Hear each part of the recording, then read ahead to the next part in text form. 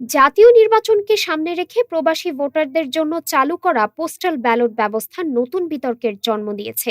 সামাজিক যোগাযোগ মাধ্যমে ভাইরাল হওয়া কিছু ভিডিওতে দেখা যায় বাহরাইনের ঠিকানা লেখা ব্যালট খামে কয়েকজন ব্যক্তি বিপুল সংখ্যক ব্যালট গুনছেন। বিএনপি ও অন্যান্য রাজনৈতিক দল এ ঘটনায় উদ্বেগ প্রকাশ করে নির্বাচন কমিশনের কাছে তদন্তের দাবি জানিয়েছে। এবছরই প্রথমবার প্রবাসী ভোটাররা আইটি সাপোর্টেড পোস্টাল ব্যালট ব্যবহার করতে পারছেন।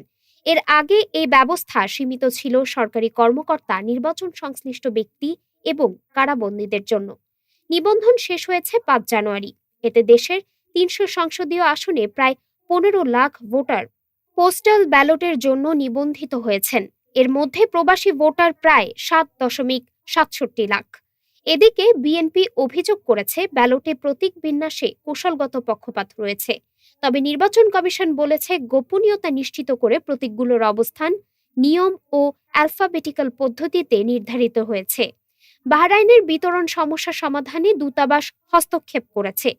বিশেষজ্ঞরা বলছেন পোস্টাল ব্যালট ব্যবস্থার মূল চ্যালেঞ্জ হলো সময় মতো ফেরত পাওয়া এবং ভোটের গোপনীয়তা নিশ্চিত করা। তবে স্বচ্ছতা ও নিরপেক্ষতা নিয়ে চলমান বিতর্ক এখনো অব্যাহত।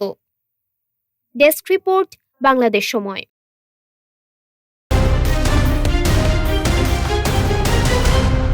বাংলাদেশ সময়, সবার আগে দেশ।